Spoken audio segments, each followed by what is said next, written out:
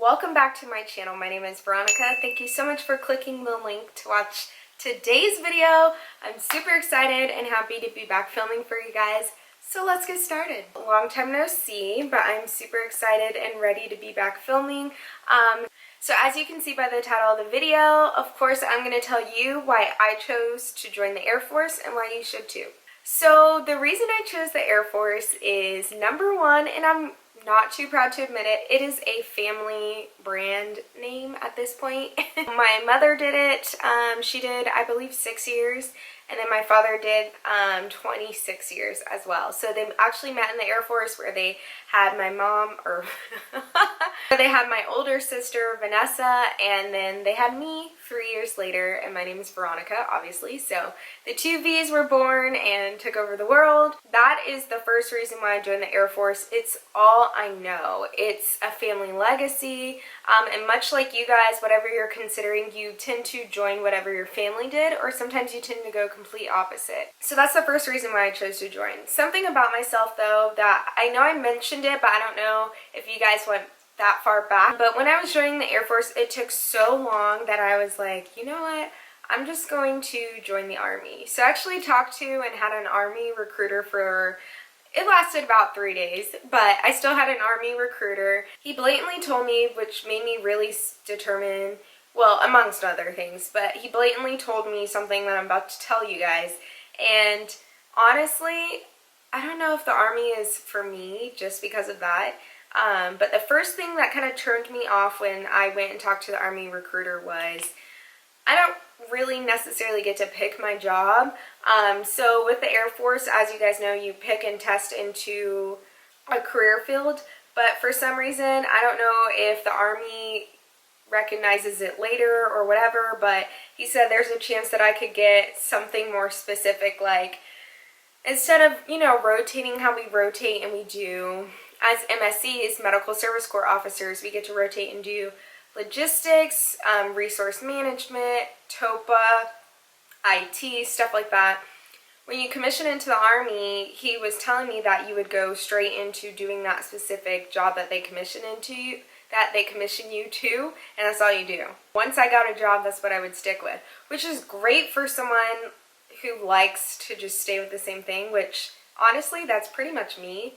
But what turned me off about that was, oh, I can never really do anything else. You know, I'm sure they have cross training, and if you're Army, I apologize. I don't mean to, like, you know, this was all I had of interacting with an Army recruiter, so please don't come for me. But that could be true, it could be not true. Please defute it in the comments. But from what I was told by my recruiter is pretty much whatever job I get picked to do, that's what I'm going to stick with. But the main thing that really, and that's why I keep saying, like, whenever I think of him, sorry. I love you, Lewis. Okay, whenever I think about I could have joined the Army, I think about what the recruiter told me, and it has never left my mind every time I think about the Army, which was, like, you know, you're a soldier first, right? And I'm like, yes. So being a soldier first means that no matter what happens, Army doesn't care what AFSC you are, or in their terminology, I don't even know what they call it, their codes, you're a soldier first, which isn't a bad thing at all. But instantly when he told me that was, I'm going to deploy a lot, and no matter what, I'm a soldier first. For me, that really didn't fit my type of lifestyle, because I'm an airman, and I know I'm an airman first, but I also want to go into the job that I got this 4-year degree into. I also want to be a mother, and to not have to worry about, I got to put my soldiers first. Because the type of personality I am, if you give me, whether I have a flight or a squadron or I'm in charge of something, that's all I focus on. And that's part of the problem that I'm working through, because I realize I put work first a lot. So for me, and having that Army lifestyle of I'm a soldier first, emotions don't matter, feelings don't matter, that doesn't work for me. I'm too sensitive for that. And sensitivity isn't a bad thing. I just recognize that my personality trait would not mix well. I would do phenomenal, I believe, but I would do it at the cost of my life. And I'm not talking about like dying well, that's always a possibility. I'm talking about the cost of my well-being, my lifestyle.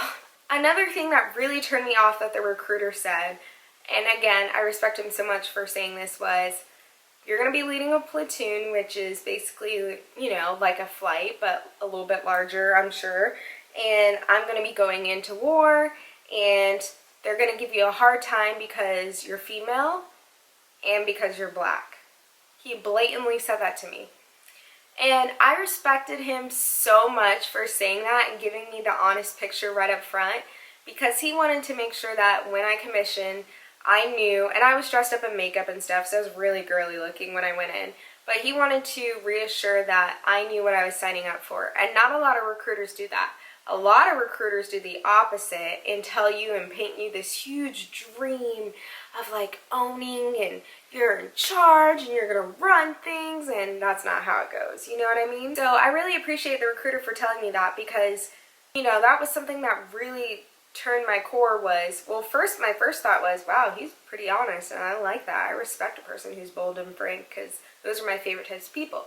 Second thing is, I'm going to have a hard time struggling because I'm a commissioned officer. I was 22 years old at the time.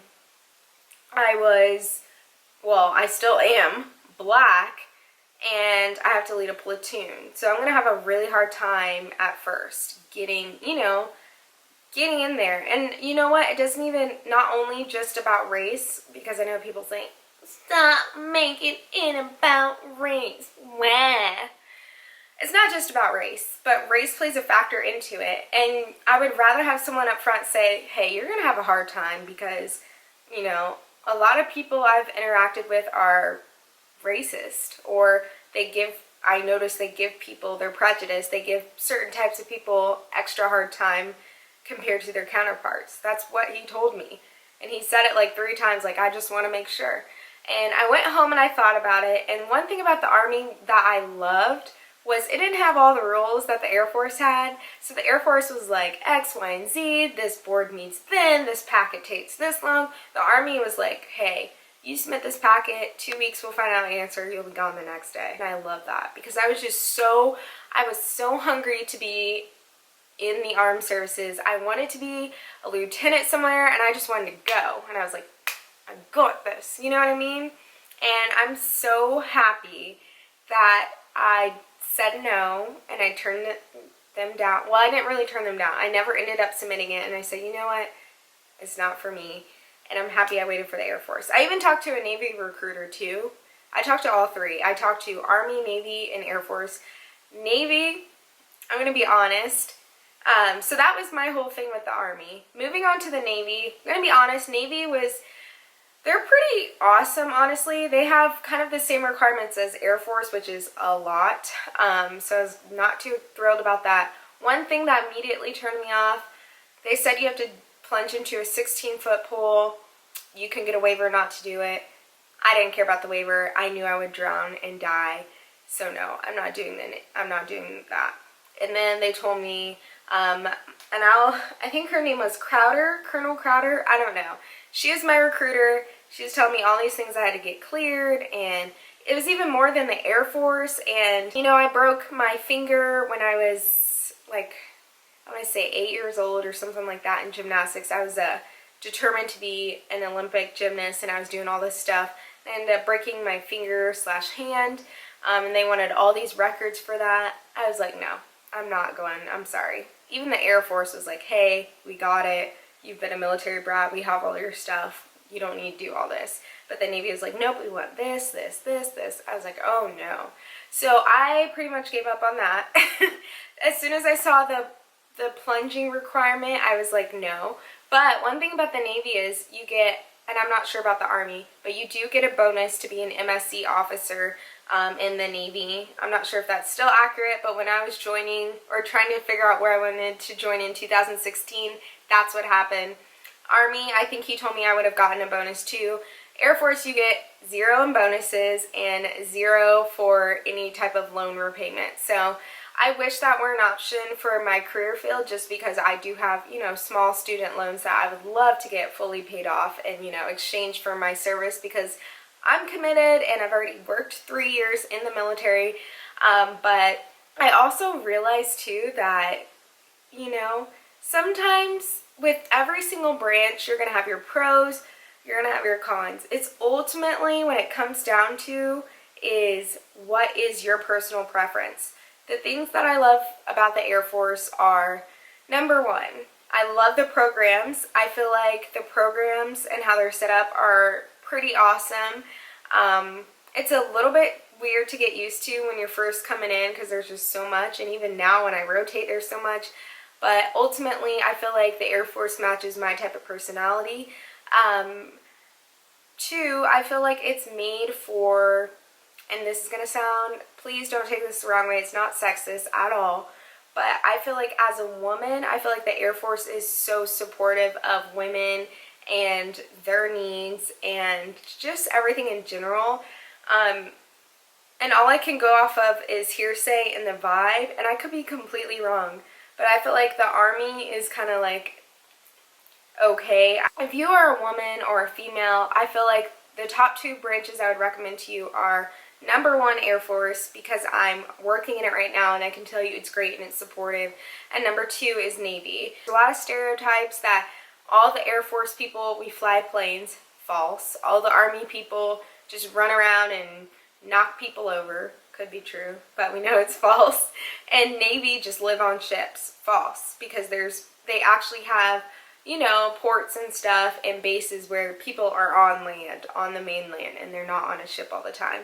But people are so focused on the stereotypes. For me though, the Navy, you have to swim as an entrance requirement.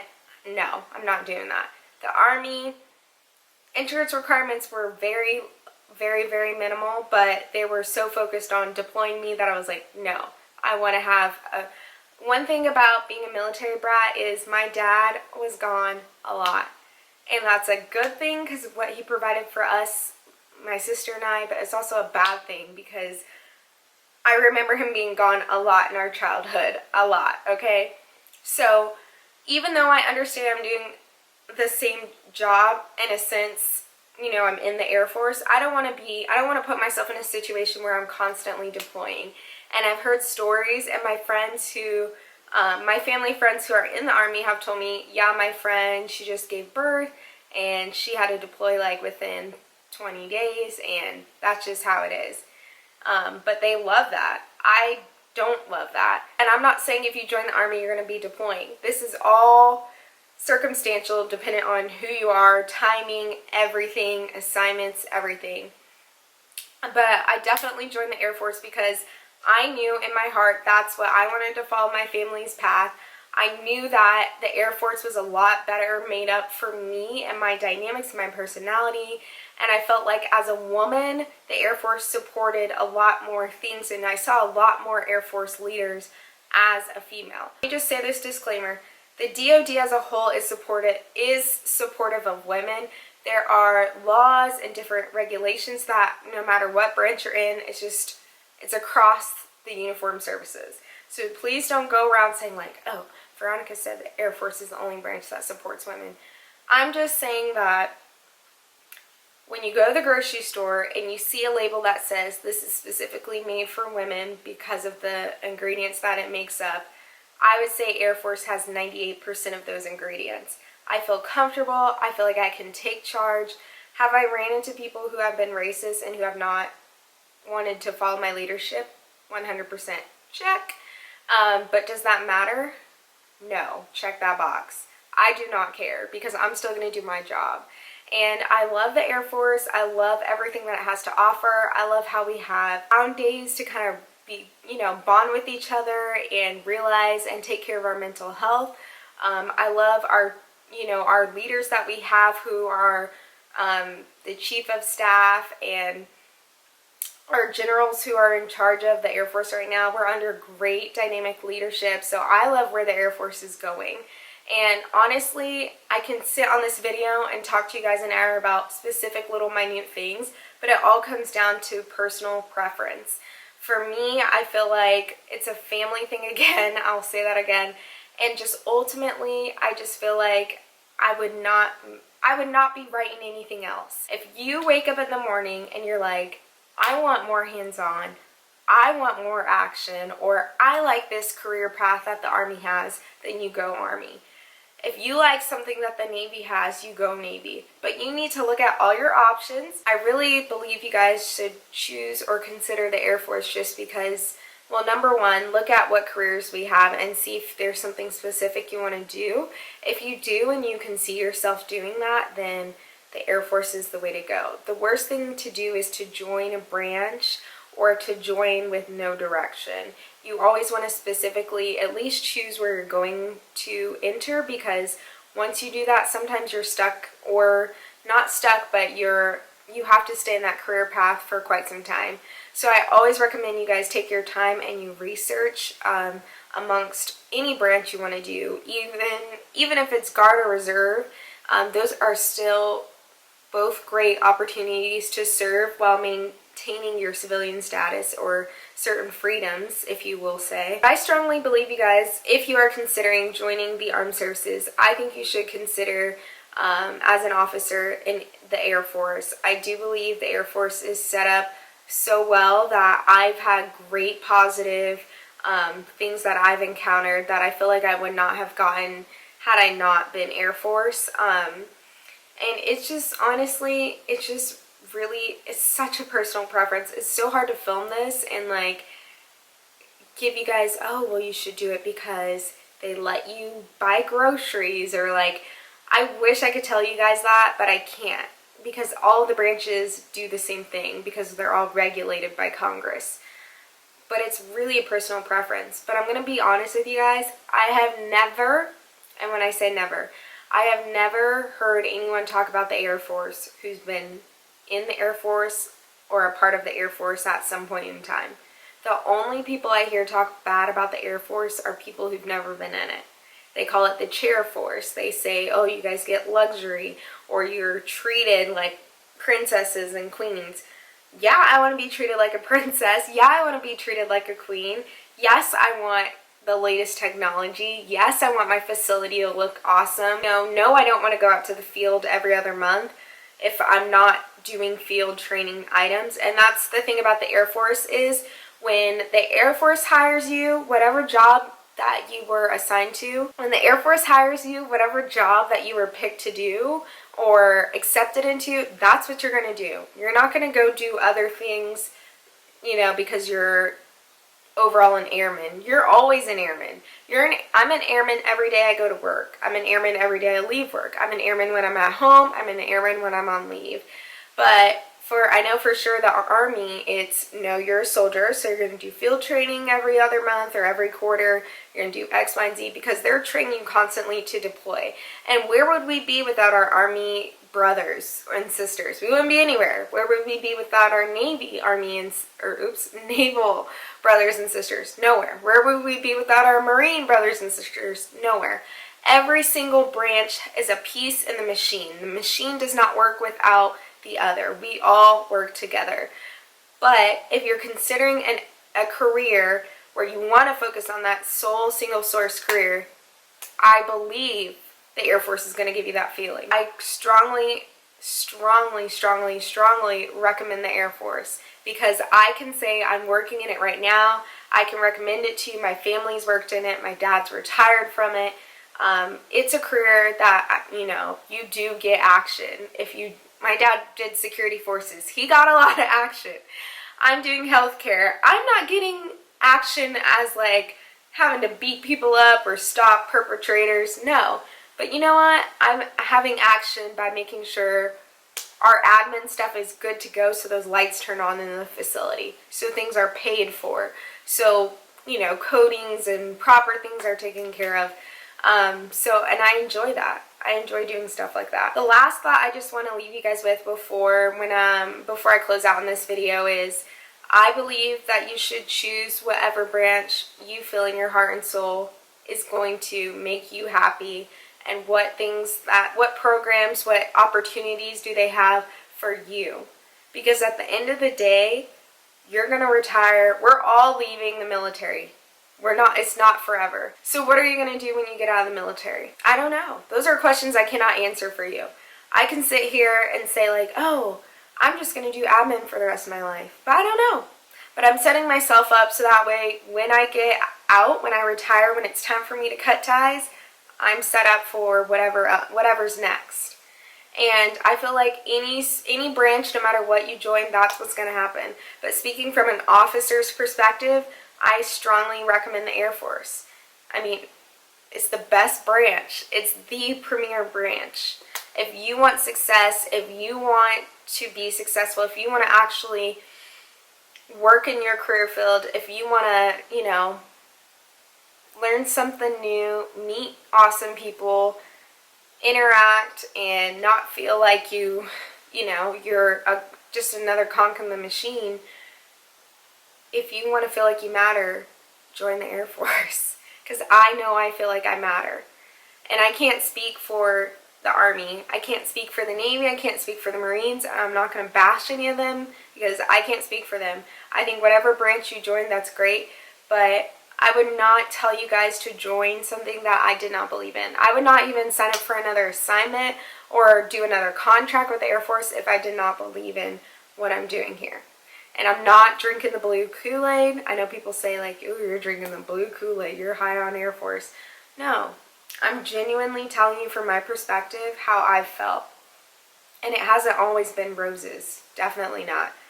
I've had my first 2 years were rough. I thought, I'm out, I'm done. Until I realized it wasn't me, just me. Sometimes it's a season, you know, and you gotta work through that season. So even if you join a branch, you're like, oh no, work through the season and see, maybe do one more assignment and see, is this for me? Because it might not be the branch, it might just be the military infrastructure. Maybe you just don't like it. Maybe it doesn't work for you. You know what I mean? So that's my perspective on why I chose the Air Force and why you should too. I hope you guys enjoy the style of my videos. They're not scripted. I don't write points down for you guys to, you know, make sure, you know, unless I had a long story to tell.